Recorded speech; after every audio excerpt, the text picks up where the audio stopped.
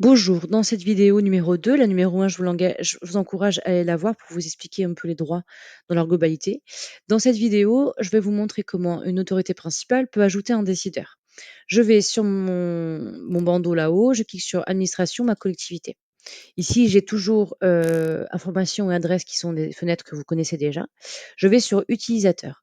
Ici, l'autorité principale, c'est moi, je m'appelle Jean Calif 1 et je suis en blanc. Ça veut dire que j'ai été ajouté sous le nouveau module AODE. Les lignes grisées, ce sont les utilisateurs qui sont déjà dans Facé actuellement, qui étaient dans Facé actuellement et qui sont par défaut administrateurs pour que vous ayez une continuité de service. Mais l'idée, c'est que toutes ces lignes deviennent blanches, c'est-à-dire que vous ajoutiez officiellement vos collaborateurs par la façon que je vais vous montrer. Donc l'autorité principale, elle va désigner des décideurs, elle peut aussi désigner des administrateurs et des observateurs, mais là, en l'occurrence, je vais vous montrer comment ajouter un décideur. Donc Calif Jean, il va cliquer sur Ajouter un utilisateur. Et la première donnée que vous devez remplir, c'est l'adresse mail.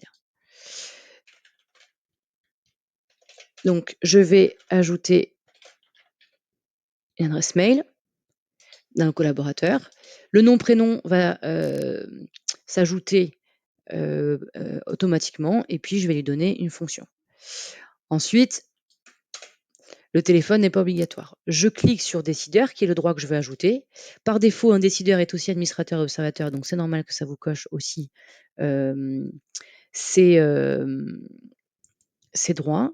Je vais télécharger le document que Facé me génère lui-même, dans lequel on me rappelle qui est-ce qui demande, pour qui on demande et les droits demandés. Je signe ce document et je le téléverse dans Facé. Hop.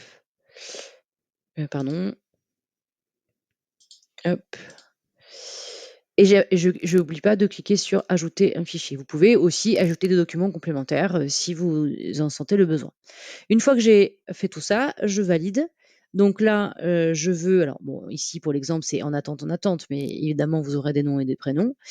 Là, le récapitulatif de ma demande, c'est que je veux que monsieur en attente, qui avait à la base aucun droit, qui avait à la base un droit administrateur, devienne décideur.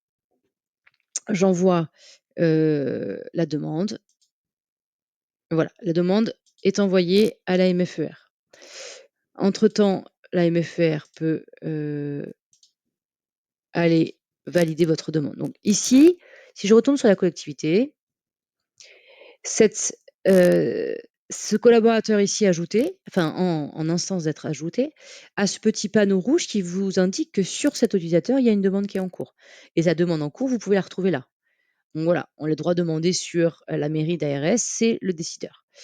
On évitera des mails comme ça génériques puisque, comme je vous disais dans la première vidéo, c'est bien d'avoir des mails perso pour respecter vos droits.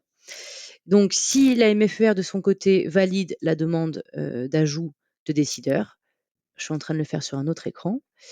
Ici, ensuite, si je retourne, si je fais un petit retour collectivité, ici voilà, votre utilisateur qui était à la base en gris est devenu en blanc. Et on doit avoir cette transformation des lignes grises en lignes blanches pour tous vos collaborateurs que vous voulez ajouter sur votre collectivité. L'assistance Facé restera en gris, je pense.